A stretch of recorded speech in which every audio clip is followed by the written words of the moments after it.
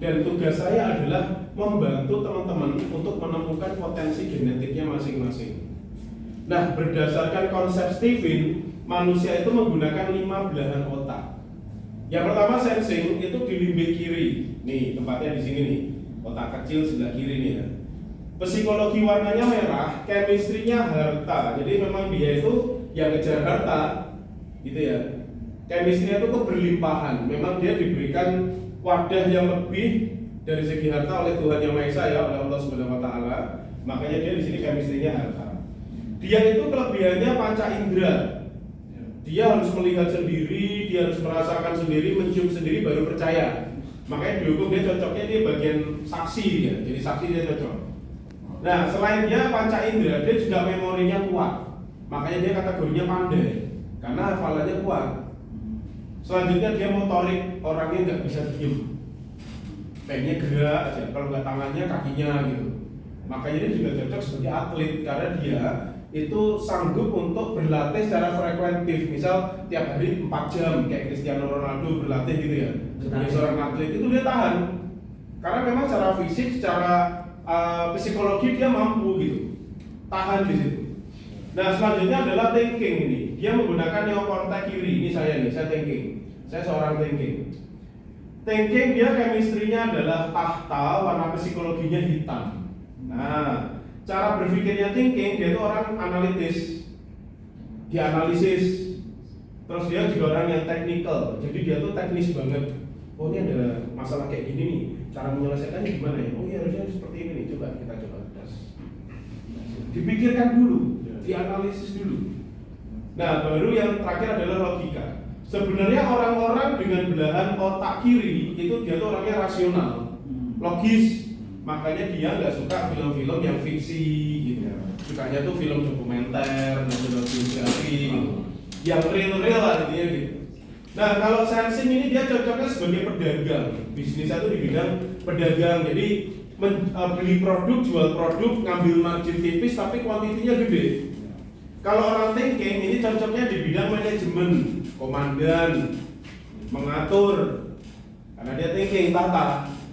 Nah, selanjutnya adalah intuiting. Ini dia neokortex kanan nih, otak yang besar sebelah kanan nih.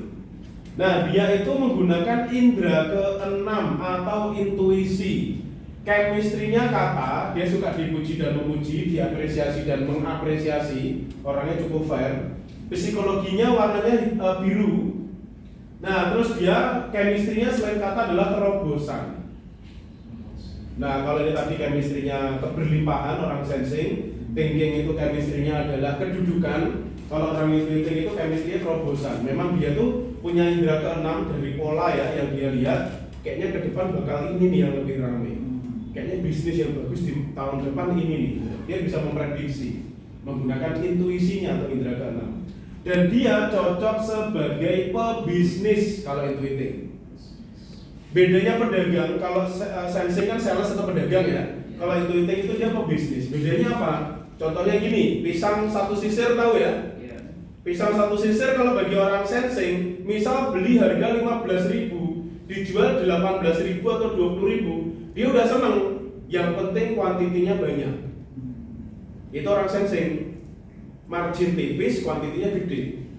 Kalau orang intuiting, pisang satu sisir tadi 15, sama dia dipotong, digoreng, ditiriskan, dikasih coklat, dikemas jadi 10 pack. Satu packnya 10.000 misal.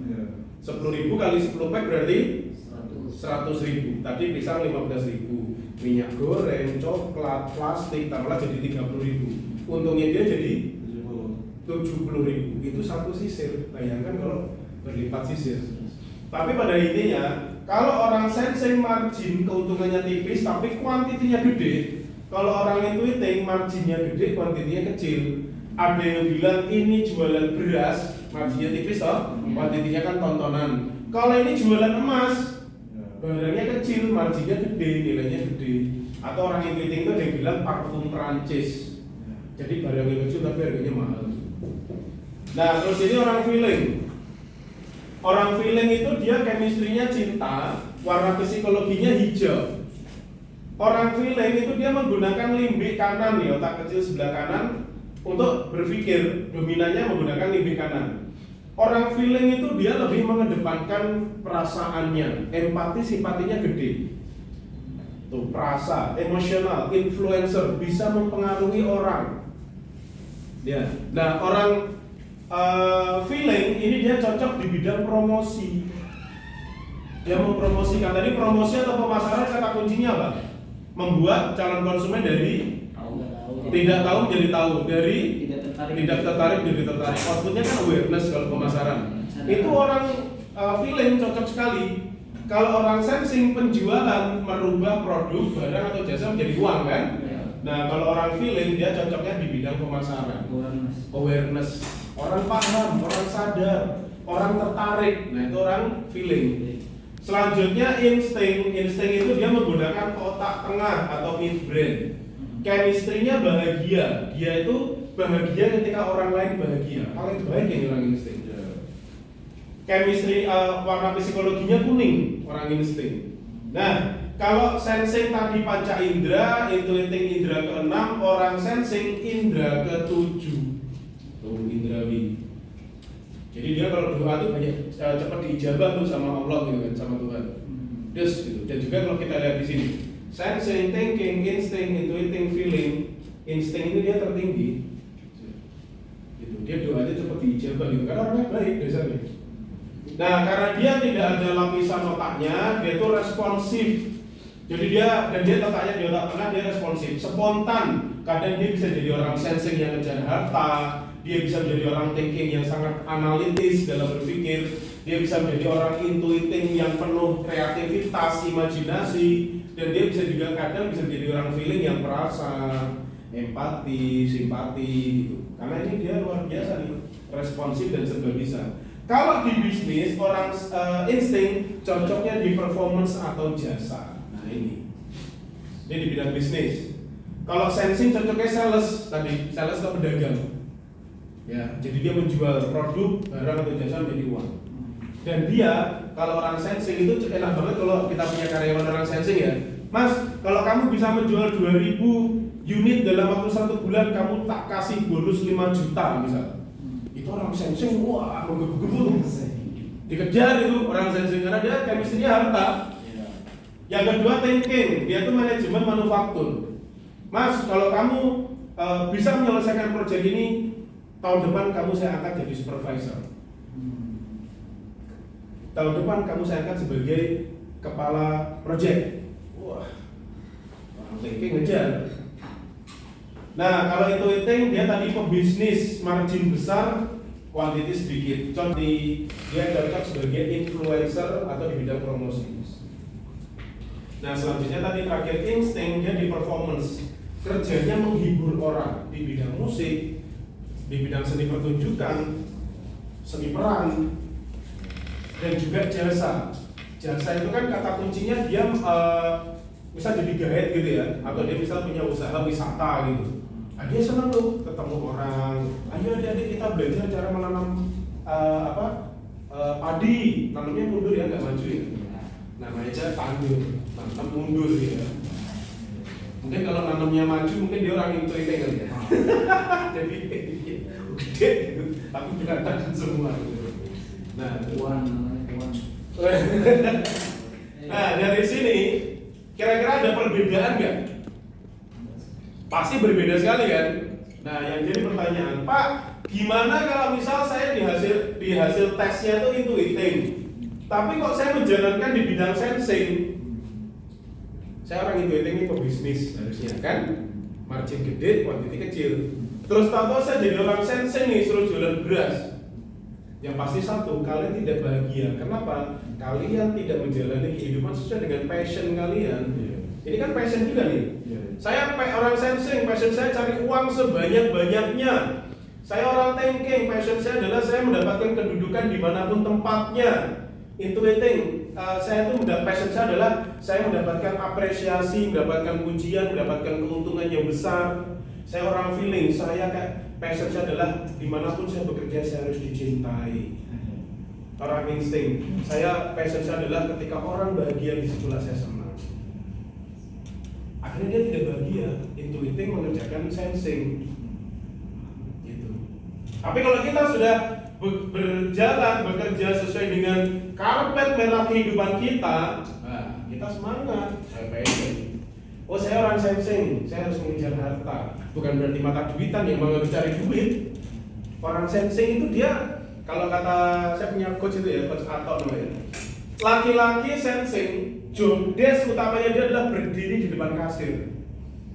Apa itu artinya? Berdiri di depan kasir loh, kita sebagai konsumen berdiri di depan kasir, berarti kita sebagian bayarin. Biasanya orang sensing itu royal, tukang traktir lah bahasanya. Boleh gue bayarin, karena dia tampungan rezekinya lebih gede. Nanti ketika dia semakin banyak bersedekah, nah nanti termasuk ini ada jalur hidayahnya. Misal orang sensing karena keberlimpahan tadi, jalur hidayahnya bersedekah. Orang thinking, apa-apa dipikirin, dianalisis lah, jalur hidayah dia adalah harus banyak berzikir, beristighfar. Orang intuiting karena kreativitasnya banyak, biar dia cepat naik kelas, naik makom, dia harus sering berpuasa. Orang feeling karena dia pintar ngomong, biar ngomongnya itu tidak dibelokin sama setan. Istilahnya dia ngomongnya juga tetap pada koridor, dia harus banyak berwudu. Orang insting dia karena memang harus banyak menolong orang, ya udah jalur hidayahnya tetap selalu nolong orang, tambah banyak nolong orang kayak gitu. Nah, selanjutnya ini menjalankan kewirausahaan berdasarkan personality genetik. Orang sensing yang chemistry-nya harta, ke depan di masa depannya puncak profesi terbaiknya dia adalah top trader, pedagang terbaik atau eksekutif. Memang dia tuh biasanya dia ya orang sensing itu dari segi penampilan itu kelihatan karena dia orang yang paling memahami tubuhnya. Biasanya lebih rapi, kalau belum rapi nggak mau keluar rumah. Kalau bajunya belum match gitu ya, dia nggak mau keluar rumah, belum kelihatan rapi dia nggak mau. Kalau orang thinking, chemistry-nya tahta, dia itu puncak profesinya dia adalah CEO dan top konsultan. Contohnya saya kan orang thinking, saya CEO, saya punya usaha namanya Tanabe Food, saya CEO-nya. Saya executive officer, saya ngatur usaha saya. Saya top konsultan, saya berdiri di depan teman-teman kan, teman-teman nanya, saya ngasih tahu teman-teman, saya kan konsultan. Saya sebagai pendamping UMKM, saya juga membantu anak-anak yang mau menjalankan usaha, saya kasih tuntunan gitu kan, saya konsultan. Nah, selanjutnya intuiting, chemistry-nya kata, pengennya diapresiasi dan mengapresiasi. Orang intuiting biasanya tidak mau jadi bawahan, pengennya itu jadi owner. Pengennya jadi owner, pemilik sebuah usaha atau top creator karena dia kreativitasnya besar. Terus dia tuh pengennya juga selalu berkreasi, pengennya tuh selalu menciptakan sebuah karya, makanya dia cocoknya sebagai top creator. Nah, terus feeling itu dia cinta, chemistry-nya karena dia suka empati simpati ke orang, peduli ke orang, menggunakan perasaannya. Dia tuh cocok sebagai top motivator atau influencer. Influencer itu yang mempengaruhi orang ya, atau tadi sebagai tenaga pemasar tadi. Kalau motivator, ayo kita semuanya bisa. Mario Teguh ya. Tetap semangat. Hidup adalah ujian, kita bisa melewati semua. Nah, itu motivator kan. Nah, kalau biasanya feeling introvert itu dia puncak profesinya adalah pendiri partai. Feeling introvert. Kalau feeling extrovert kaderisasi, dia membangun diri. Misal masuk ke partai A, jebret, nggak ngerti apa-apa tentang politik, 1 tahun sama dia diajarin digembleng sama orang feeling extrovert, bisa menjadi seorang kader yang unggul gitu. Nah, selanjutnya adalah insting, bahagia. Dia itu cocoknya sebagai public figure atau di bidang jasa, artis, performance tadi atau jasa. Oke, ada yang mau ditanyakan dari Steven? Ada mas?